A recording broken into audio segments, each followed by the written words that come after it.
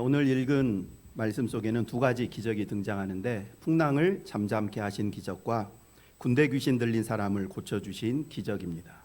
이 두 가지 기적은 마태, 마가, 누가 이 공관복음 모두에 등장하는 기적입니다. 세 복음서의 내용은 거의 비슷한데 유독 이 마태만이 풍랑을 잠잠케 하신 기적이 일어나기 바로 전에 어떤 사건이 있었는지에 대해서 기록하고 있습니다.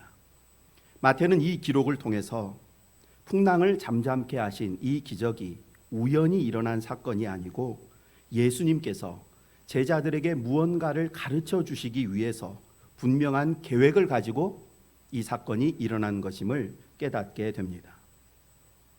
오늘은 이 두 가지 기적 이야기와 그 배경이 되는 서기관과 예수님의 대화를 통해서 주님을 따른다는 것의 의미가 무엇인지에 대해 하나님의 말씀을 전하고자 합니다. 예수님께서 각종 병자들을 고쳐주시고 말씀으로 귀신도 쫓아내시며 많은 기적을 행하시자 많은 사람들이 예수님께 모여들기 시작했습니다.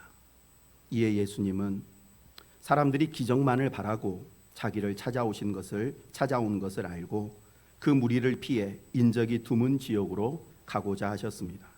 마태복음 8장 18절 말씀입니다. 예수께서 무리가 자기를 애워싸는 것을 보시고 건너편으로 가기를 명하시니라. 이때 서기관 한 사람이 예수님 앞에 나와서 자신도 예수님을 따라가기를 원하니 데리고 가달라고 부탁을 합니다. 서기관이라면 당시 유대 사회에서 지도층에 있는 사람이요 백성들에게 존경받는 사람이기에 이런 사람이 예수님의 제자가 된다면 향후 전도 사역에 꽤 많은 도움이 될 것입니다. 그래서 우리 같으면 잘 생각했다고, 처음에는 힘들지 몰라도 나를 따르면 틀림없이 좋은 일들이 있을 거라고 격려하면서 흔쾌히 그를 제자로 받아주었을 것 같은데 예수님께서는 우리와 달리 서기관에게 의외의 말씀을 하셨습니다. 20절 말씀 함께 읽겠습니다. 20절입니다. 예수께서 이르시되 여우도 굴이 있고 공중에 새도 거처가 있으되 인자는 머리 둘 곳이 없다 하시더라. 아멘.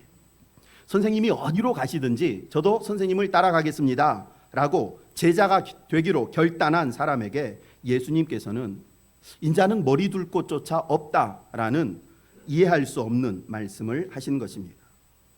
예수님께서 이 말씀을 하신 이유는 서기관이 어떤 의도를 가지고 어떤 목적을 가지고 예수님을 따르려고 했는지 그 마음의 동기를 정확히 아셨기 때문입니다. 즉 서기관이 예수님을 따라가기로 한 이유는 예수님을 통해서 많은 기적과 치유의 능력을 체험하고 나아가서 자신도 예수님에게 있는 그런 능력을 행할 수 있는 비결을 배울 수 있을 것이라고 생각했기 때문입니다. 예수님께서는 서기관의 마음속에 있는 이 세속적인 동기를 아시고 네가 많은 것을 기대하면서 나를 따라오겠다고 말하는데 사실 나는 머리둘 지방칸도 없는 사람이다. 그러니 너 역시 나를 따른다고 해서 네가 기대하는 그것들을 얻을 수는 없을 것이다. 그런데도 나를 따를 수 있겠느냐라는 의미입니다. 이 말씀을 들은 서기관은 예수님과 함께 배에 오르지 않았습니다. 오늘날 많은 사람들이 이 서기관과 같은 동기와 목적을 가지고 교회를 다니고 또 예수님을 따릅니다.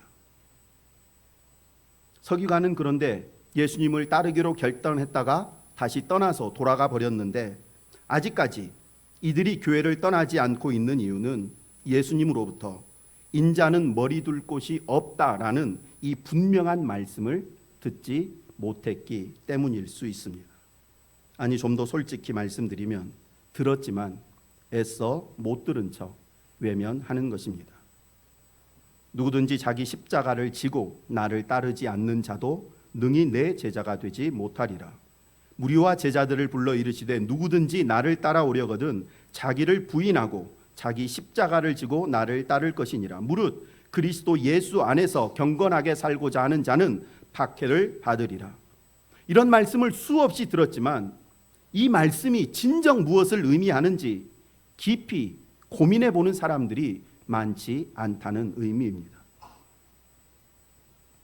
예수님을 믿는다는 것은 내 소원을 이루어줄 도깨비 방망이를 소유하는 것이 아니라 오히려 낮아지고 양보하고 희생하고 원수까지 사랑하는 법을 배우는 것이라고 수없이 말씀하시는데도 불구하고 우리는 그런 말씀들은 귓등으로만 듣고 에스더가 왕비가 되고 노예였던 요셉과 다니엘이 이방 나라의 국무총리가 되고 소년 다윗이 거인 골리앗을 이겼다는 이야기에만 관심을 두고 내 자녀손들이 에스더와 요셉과 다니엘과 다윗처럼 되기만을 소원합니다.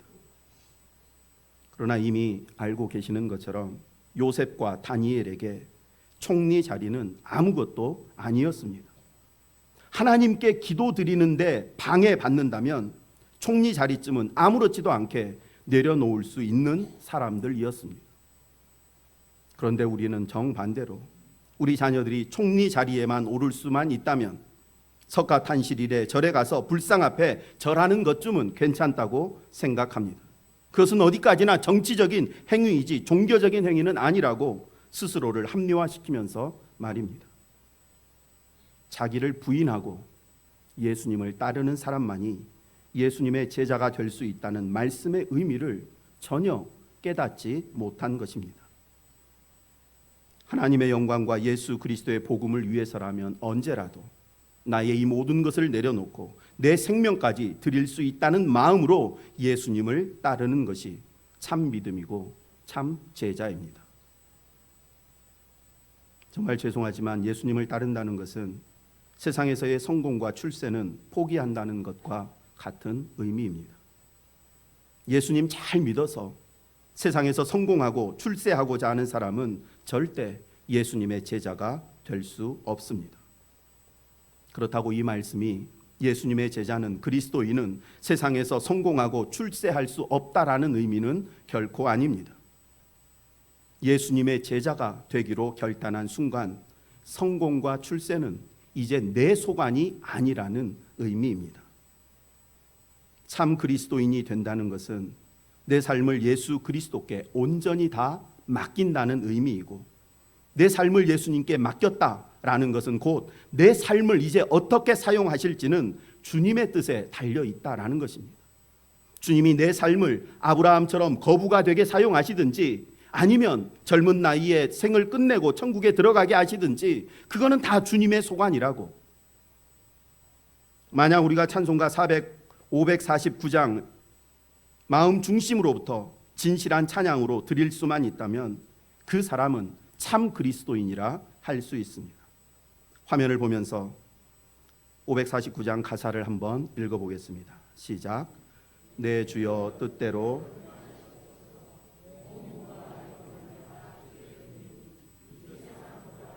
주인도 하시고 날 주관하셔서 뜻대로 하소서. 내 주여 뜻대로 행하시옵소서. 내 모든 일들을 다 주께 맡기고 저 천성 향하여 고요히 가리니 살든지 죽든지 뜻대로 하소서.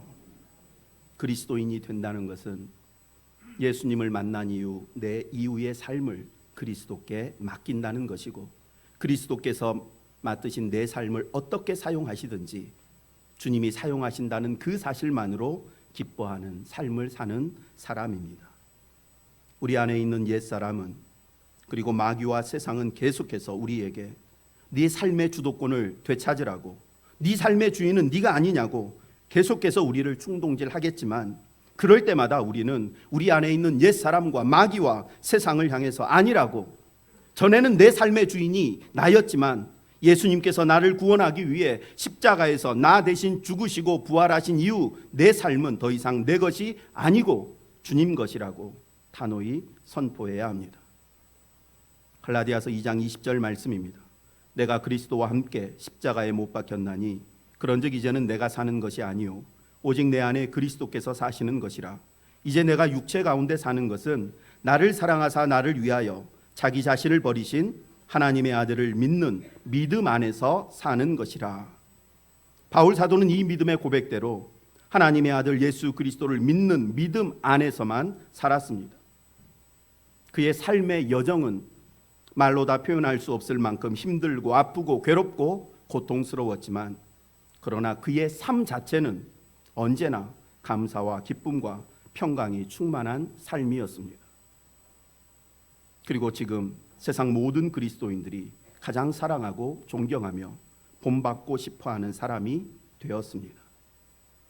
주님은 자신의 연약함과 부족함을 인정하고 자기 자신의 모든 욕망과 출세욕을 부정하고 주님만을 따르기로 결단한 사람들을 제자로 이제 훈련시키시는데, 그 훈련의 일환으로 오늘 두 가지 사건을 경험하게 하신 것입니다. 풍랑을 잠잠케 하신 사건과 귀신 들린 사람을 치유하신 사건을 통해서 주님을 따르려는 사람들에게 예수님이 무슨 말씀을 하고자 하시는지 이제 묵상해 보겠습니다. 예수님께서는 사람들이 북적이는 가버나움을 떠나서 건너편에 있는 좀 조용하고 한적한 거라사 지방으로 가고자 하셨습니다. 그래서 배를 타고 건너가시는데 하루 종일 사역하셔서 너무 지치고 피곤해서 배에 타시자마자 주무시게 되었습니다. 그런데 갑자기 거센 광풍이 불기 시작합니다.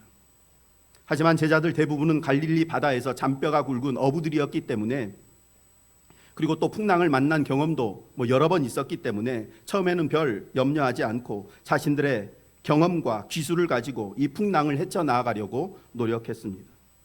하지만 아무리 수고하고 노력해도 풍랑은 점점 더 거세게 불었고 배가 곧 전복될 위기에 처했습니다. 여기까지 말씀을 생각해 보겠습니다. 말씀드린 것처럼 예수님께서는 배에 오르시기 전에 서기관과의 대화를 통해서 인자는 머리 둘 곳이 없다, 즉 성공과 출세와 안전과 건강과 형통한 삶을 위해서 나를 따르려고 해서는 안 된다라고 교훈해 주셨습니다. 그리고 제자들은 평온한 바다를 항해하다 갑자기 거센 풍랑을 만나 죽을 위기에 처하게 되었습니다. 이것이 의미하는 바가 무엇일까요? 예수님을 따른다는 것은 순풍에 돛단 듯 안전과 형통이 보장된 길을 걷는다는 의미가 아니라 오히려 거센 풍랑이 불어닥치는 많은 환난과 고난을 각오해야 하는 길이라는 의미입니다.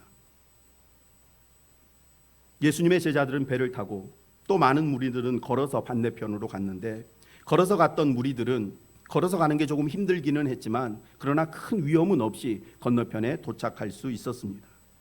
하지만 배를 타고 예수님과 함께 갔던 제자들은 바다 위에서 죽을 고비를 경험한 것입니다.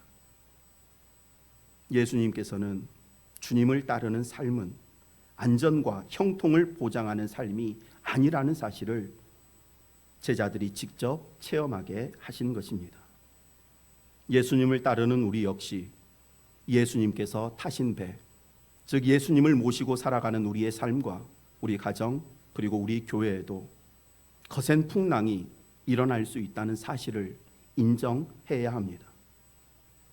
그래야 이제부터 말씀드릴 예수님을 모신 내 삶에 거센 풍랑이 다가왔을 때 어떻게 그 폭풍을 이겨낼 수 있고 잠잠케 할 수 있는지 그 비결을 제대로 배울 수 있기 때문입니다.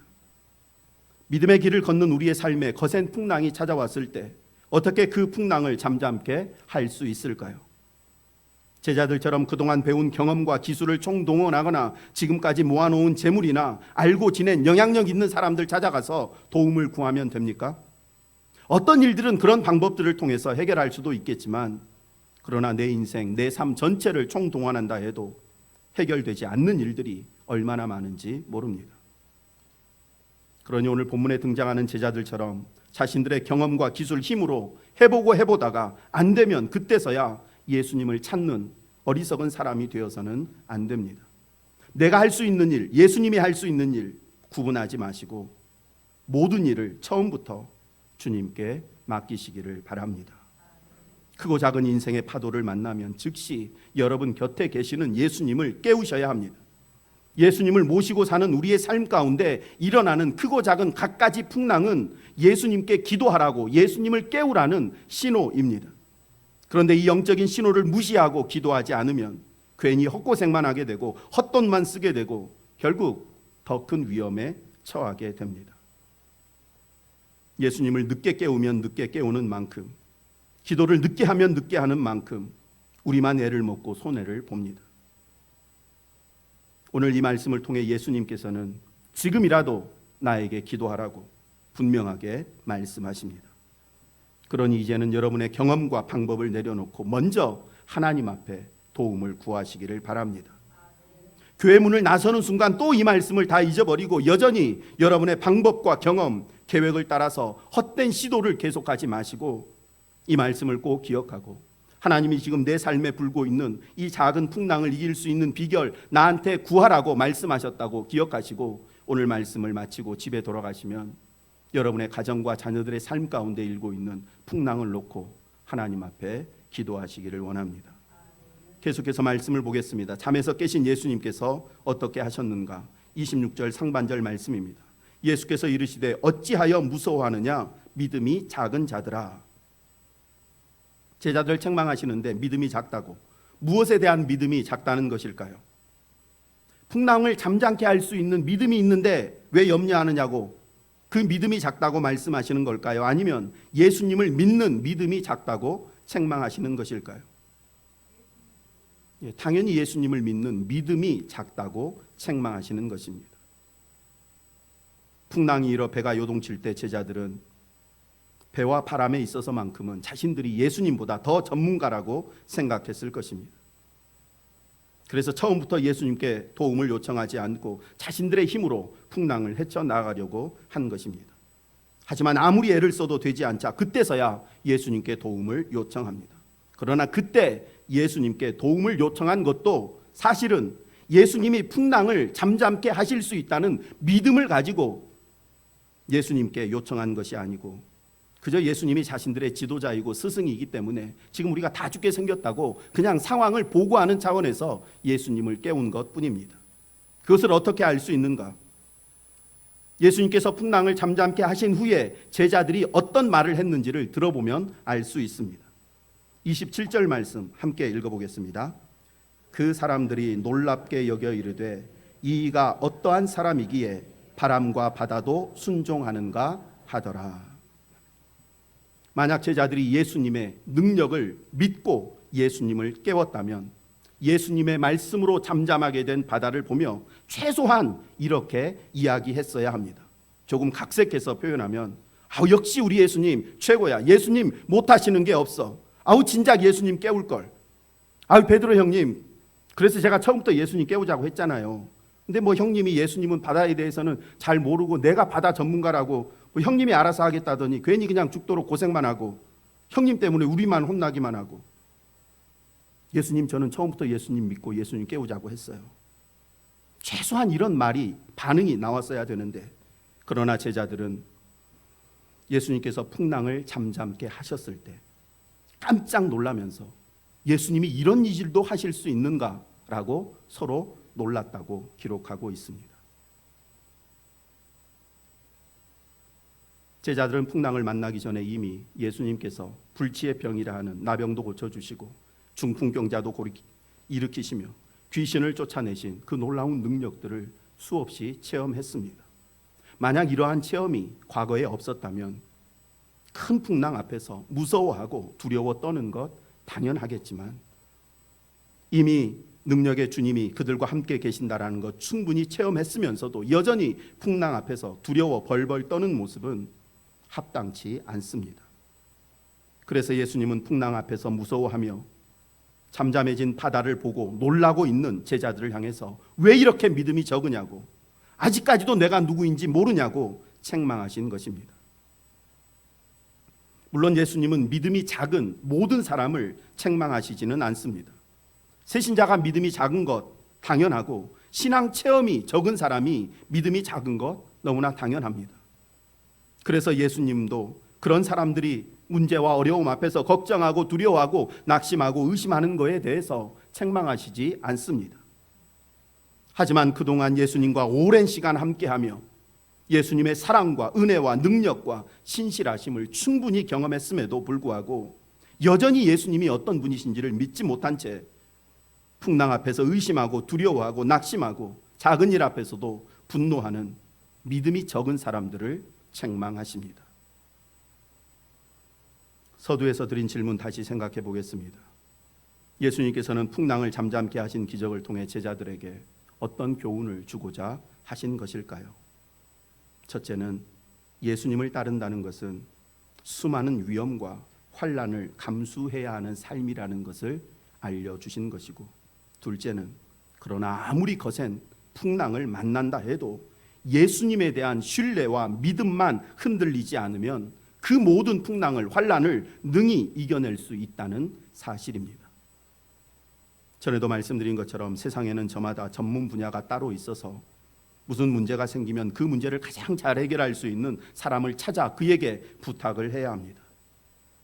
그러나 성도는 어떤 문제든지 어떤 상황에 처해 있든지 그저 예수님만 찾아 예수님의 방법, 예수님의 처방대로 순종하기만 하면 됩니다.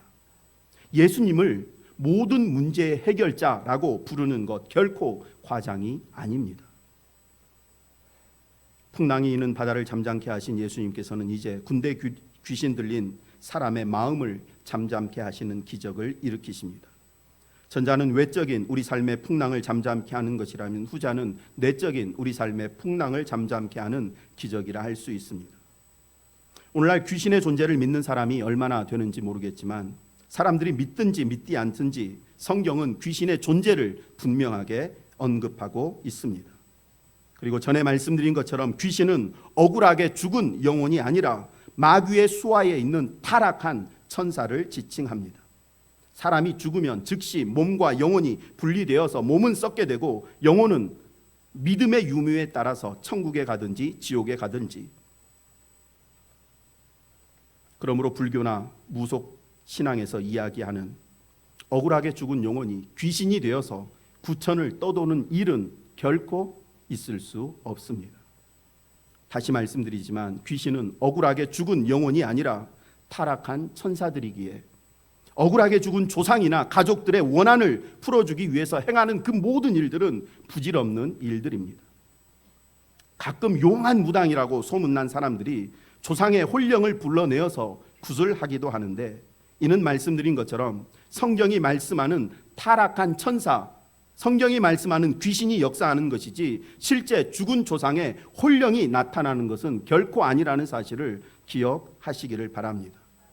죽은 조상의 혼령을 가장하고 흉내내는 타락한 천사, 귀신의 역사일 뿐입니다. 어찌하든지 귀신은 실제하는 존재입니다. 그렇다고 귀신을 두려워하거나 귀신으로 인해서 위축된 삶을 살 필요는 전혀 없습니다.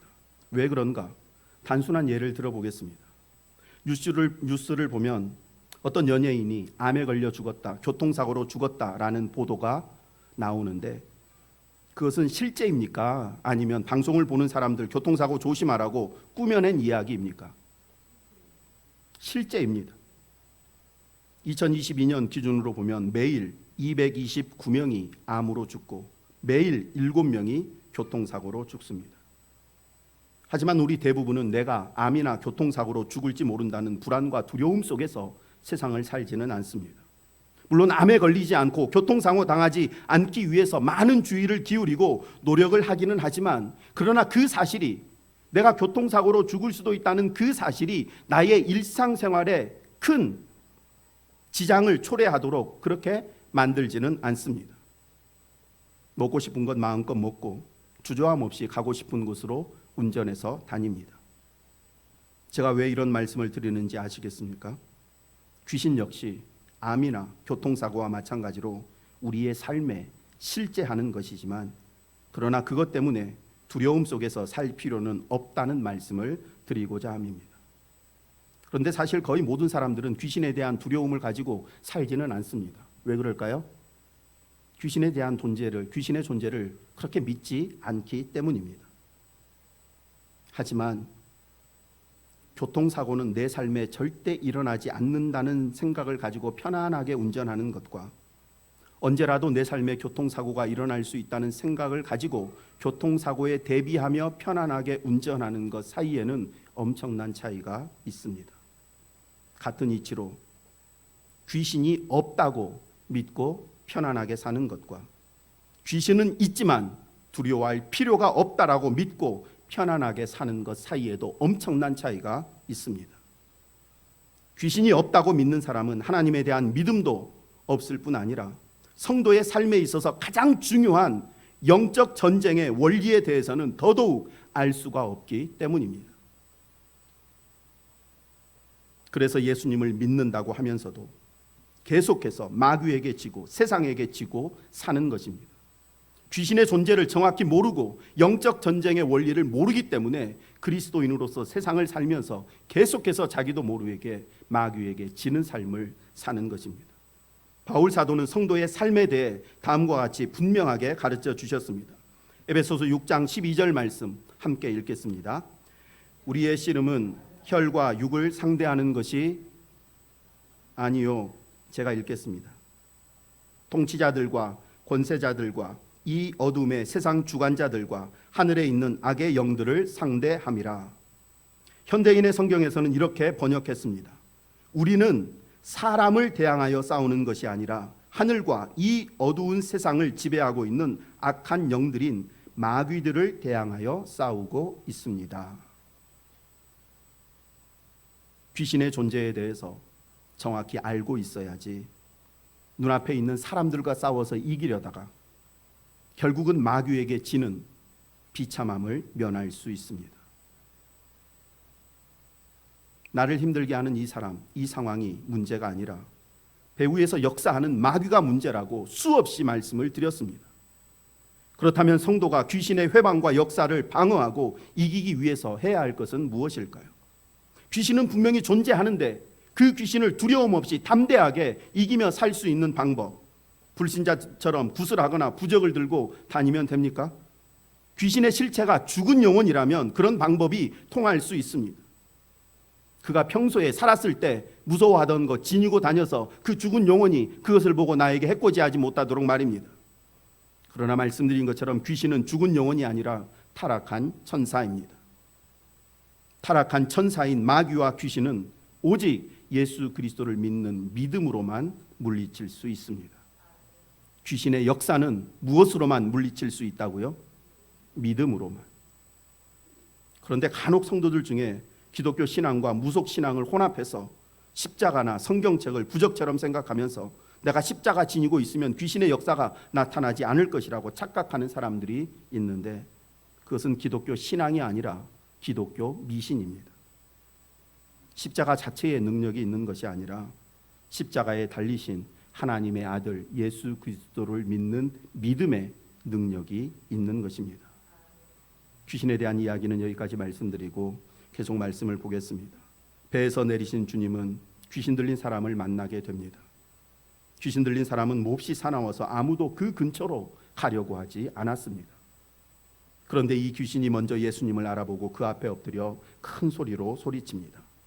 불러 아뢰되 하나님의 아들이여 우리가 당신과 무슨 상관이 있나이까? 때가 이르기 전에 우리를 괴롭게 하려고 여기 오셨나이까? 이 말은 아직 최후의 심판 때가 이르지 않았는데 벌써 우리를 무적행으로 지옥으로 던져 넣으려고 우리에게 오셨느냐라는 의미입니다. 예수님은 더러운 귀신이 이 사람을 사로잡고 있는 것을 아셨습니다. 즉 그 사람 자체가 악하고 사나운 것이 아니라 그를 붙잡고 있는 귀신이 그를 그렇게 만든다는 것을 아셨다는 의미입니다. 주님은 제자들이 이 사실을 깨닫기를 원하셨습니다. 내 앞에 있는 이 사람이 지금 나에게 무슨 말을 하고 지금 내 앞에서 어떤 행동을 하느냐, 그것보다 중요한 것은 이 사람이 왜 그런 말과 행동을 하게 되었는지, 먼저는 그가 지금까지 어떠한 삶을 살아왔고 혹시라도 어렸을 때 어떤 특별한 경험을 했었는지 그거에 관심을 기울이고, 그러나 무엇보다 예수님을 따르는 사람에게는 그 사람의 영적 상태를 볼 수 있는 눈이 있어야 한다는 것을 이 귀신 이야기를 통해서 가르쳐 주시는 것입니다. 예수님은 짐승 같은 모습을 하고 있는 그의 겉모습이 아니라 그를 그렇게 만든 근본적인 원인을 보셨고, 그래서 그 사람을 그렇게 사납고 더럽게 만들고 있는 그 사람 속에 있는 귀신을 상대하시면서 귀신을 쫓아내신 것입니다. 귀신을 쫓아내신 과정 짧게 설명드리면, 귀신들은 배에서 내리신 분이 하나님의 아들 그리스도이심을 알고 그 앞에 엎드려 우리를 지옥에 무적행에 던져 넣지 마시고 저 옆에 있는 돼지떼에게 들어가게 해달라고 요청했습니다. 예수님께서는 귀신들의 요청을 들어주셨고 귀신들은 돼지떼에게 들어가고, 그리고 그 돼지떼들은 비탈길을 내달라 바다에 뛰어들었습니다. 마가복음에는 그로 인해서 돼지떼 2,000마리가 몰사당했다고 기록합니다. 이 소식은 마을 사람들 귀에까지 들려갔고 예수님을 찾아온 마을 사람들은 이게 사실이라는 것을 알고 자기 마을에서 예수님이 떠나기를 간구했습니다. 이 이야기와 관련해서 드릴 말씀이 참 많이 있지만 한 가지만 말씀드리고 마치겠습니다. 말씀드린 것처럼 예수님께서는 예수님을 따르는 사람, 그리스도의 제자는 눈앞에 있는 사람이나 현상의 겉모습이 아닌 그 속을 꿰뚫어 볼 수 있는 지각이 있어야 한다는 사실을 가르쳐주고 싶으셨습니다. 예수님의 제자로서 복음 전파 사명을 지니고 있는 모든 성도는 사람의 겉모습이 아니라 마귀의 권세 아래 붙들려 신음하고 있는 불쌍한 그의 영혼을 볼 수 있어야 합니다. 모든 사람이 무섭다고 더럽다고 악하다고 피하는 사람이라도 그리스도의 제자만은 그를 피해서는 안 됩니다. 마귀에게 사로잡힌 그의 영혼을 불쌍히 여기는 마음으로 그에게 복음을 전해야 합니다. 마귀에게 사로잡혀서 지옥으로 끌려가는 그의 불쌍한 영혼을 보는 눈이 우리에게 있을 때 예루살렘과 온 유대와 사마리아와 땅끝까지 이르러 내 증인이 되라는 주님의 말씀에 온전히 순종할 수 있습니다. 죄와 사망에 매여서 고통받고 있는 그의 영혼을 보지 못하면 우리는 결코 예루살렘을 벗어나지 못합니다. 원수 같은 사마리아 사람, 짐승보다 못한 이방인들에게까지 복음을 전하는 일 꿈도 꿀 수 없습니다. 그의 겉모습이, 그의 말투가, 그의 행동이 내 마음에 너무 들지 않기 때문에 그 사람의 복음을 전하고 싶고 그를 사랑하고 싶은 마음이 전혀 들지 않는 것입니다. 그러나 예수님이 그러셨던 것처럼 짐승 같은 그의 겉모습이 아니라 마귀에게 붙들려 있는 그의 영혼을 보는 눈이 우리에게 있으면 그 사람에게까지 복음을 전할 수 있습니다. 왜 예수님께서 제자들을 아무도 가까이 하지 않은 더럽고 냄새나고 사나운 귀신 들린 사람에게 제자들을 데리고 가셨는지 그 이유를 잊지 않기를 원합니다. 내가 아무도 가까이 하려 하지 않았던 사람에게 다가가서 그를 회복시킨 것처럼 너희도 사람들이 꺼려하고 외면하는 사람에게 찾아가 그의 영혼을 구원하라고 지금 말씀하십니다. 무엇보다 예수님을 만나기 전 저와 여러분의 모습이 이 귀신 들린 사람처럼 무섭고 더럽고 추악한 존재였다는 사실을 기억해야 합니다. 나를 마귀의 소나귀에서 지옥의 불구덩이에서 건져서 영원한 천국으로 인도해 주신 그 주님의 은혜를 잊지 말고 마귀의 권세 아래에 있는 우리 사랑하는 가족과 형제와 이웃 예수님께로 인도하는 저와 여러분 되기를 원합니다. 이제 주신 말씀 생각하며 하나님께 결단의 기도를 드리겠는데 그 전에 그림 하나 보여드리겠습니다. 저 앞에 있는 사람 무서워서 벌벌 떨고 있는데 왜 벌벌 떨고 있을까요? 왜 무서워서 떨고 있습니까? 앞에 칼을 든 사람이 자기를 죽이려고 하니까. 저것은 당연한 것입니다. 칼을 든 사람이 나를 죽이려고 하면 내가 무서워서 떠는 것 당연합니다. 두 번째 그림 보겠습니다. 두 번째 그림이요. 이 사람이 여전히 무서워서 떤다면 왜 무서워서 떠는 것입니까? 네? 왜 무서워서 떠는 거죠? 자기를 죽이려고 하는 사람을 방아쇠 한 번으로 죽일 수 있는 나를 지키는 군인이 내 곁에 있다는 것을 보지 못하기 때문에 두려워하는 것입니다. 저 앞에 칼을 든 사람이 도망간 건 아니고 그 사람은 동일하지만 앞에서는 두려워하는 것이 당연한데 이 두 번째 그림에서 두려워하는 것은 잘못된 일이다라는 겁니다. 왜요? 저 사람보다 더 힘센 사람이 총을 가지고 나를 지켜주고 있는데 왜 무서워하느냐라는 것입니다. 그렇기 때문에 무서워하는 이유는 저 칼을 든 사람 때문에 무서워하는 것이 아니라 나를 지켜주는 저 군인을 믿지 못하고 보지 못하기 때문에 무서워하는 것이다라는 겁니다. 왜 제자들이 거센 풍랑 앞에서 두려워했습니까? 예수님이 없다면 당연히 두려워해야죠. 자기의 힘과 경험을 총동원해도 안 되면 무서워 떠는 것 당연합니다. 그러나 풍랑을 잠잠케 할 수 있는 예수님이 계시는데 두려워한다는 것 합당치 않습니다. 예수님이 계시는 것 알면서도 두려워한다면 예수님에 대한 믿음이 그만큼 내가 작은 것입니다. 주님을 따른다는 것, 순풍에 돛단 듯한 안전하고 형통한 삶을 살게 된다는 의미가 아니라 거센 풍랑이 불어닥치는 거칠고 험한 세상을 살게 된다는 의미라고 말씀드렸습니다. 하지만 거센 풍랑, 환난, 핍박, 방해, 고난 두려워할 필요가 없는 이유는 왜 그렇습니까? 그 모든 문제를 단칼에 해결하실 수 있는 주님이 나와 함께 하시기 때문입니다. 그러므로 주님을 따르는 저와 여러분에게 필요한 것은 환난을 각오하는 담대함과 어떤 환난이라도 이기게 해주시는 예수님을 믿는 믿음입니다. 나에게 그런 담대함과 믿음이 있는가? 이 시간 말씀을 생각하면서 하나님 앞에 기도드리시고, 다음으로 주님을 따르는 사람에게는 다른 사람을 영적으로 볼 수 있는 눈이 있어야 한다고 말씀드렸는데, 나에게는 그런 영안이 있는가? 이 사람의 외적인 사회적인 신분이나 빈부 귀천을 따라서 그를 판단하는 것이 아니라 그의 영혼을 보며 그를 불쌍히 여기고 그를 귀히 여기는 마음이 있는지, 그 마음을 주시라고 이 시간 합심해서 하나님 앞에 기도하겠습니다. 하나님 아버지, 오늘 주님을 따른다는 말씀의 의미가 무엇인지 다시 한번 저희에게 말씀해 주셔서 감사합니다.